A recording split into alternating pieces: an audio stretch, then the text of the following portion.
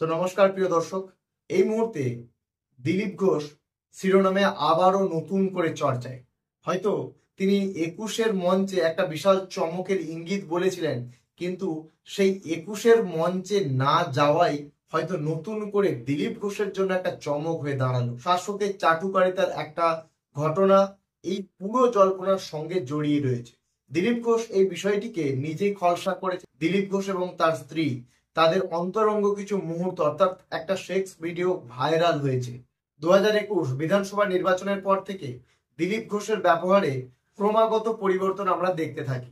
সেই পরিবর্তন মেনে নিতে কারো কোথাও সমস্যা থাকেনি, কিন্তু সেই ২০২১-এর ঘটনা যেটা সূত্রপাত আজকের এই ভাইরাল ভিডিওটার সাথে, সূত্র মারফত যতটুকু জানা যায় এই ভিডিওটি সম্ভবত ২০২১ সালেরই শুট করা একটি ভিডিও, এবং এই ভিডিওটা সেই ২০২১ সাল থেকে আজকের কি সম্পর্ক, কি যোগসূত্র রয়েছে সেটা ভিডিওতে আস্তে আস্তে আমরা ক্লিয়ার করতে থাকবো।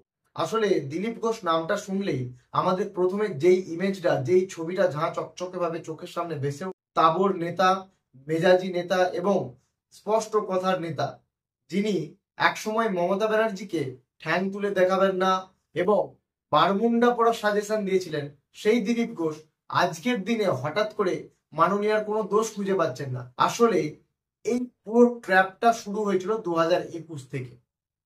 তৃণমূলের তরফ থেকেই এই রকম একটা ব্ল্যাকমেল দিলীপ ঘোষকে করতে থাকা হয় শুধুমাত্র এই ভিডিওটার জন্য।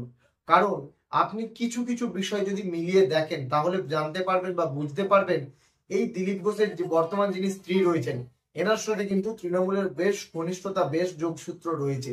তাই এই ভিডিওটি হয়তো ইচ্ছাকৃতভাবে শুট করা হয়েছিল, যেটা দিলীপ ঘোষ জানতেন না। এই ভিডিওটা কিন্তু দেখেই বারবার দিলীপ ঘোষকে কিন্তু ব্ল্যাকমেল করা হয়েছে বা আজও হচ্ছে। কেন? কারণ আজকে দিলীপ ঘোষকে একটা পিলার তৈরি করা হয়েছিল বিজেপির মধ্যে, যে বিজেপির ক্ষমতা, সংগঠন এসবের মধ্যে দিলীপ ঘোষকে ব্যবধান তৈরি করতে হবে। দিলীপ ঘোষের মতো নেতা সরাসরি হঠাৎ করে তৃণমূলে চলে আসলে বিষয়টা শাসক দলে ঠিক জমতো না। তাই দিলীপ ঘোষকে একের পর এক এই বিষয়টার উপর কিন্তু ব্ল্যাকমেল করিয়ে আজকে এই মুহূর্তে যখন দিলীপ ঘোষকে বিজেপি থেকেও কিছুটা কণ্ঠাসা করে রাখা হয়েছিল এবং কিছুটা সবাই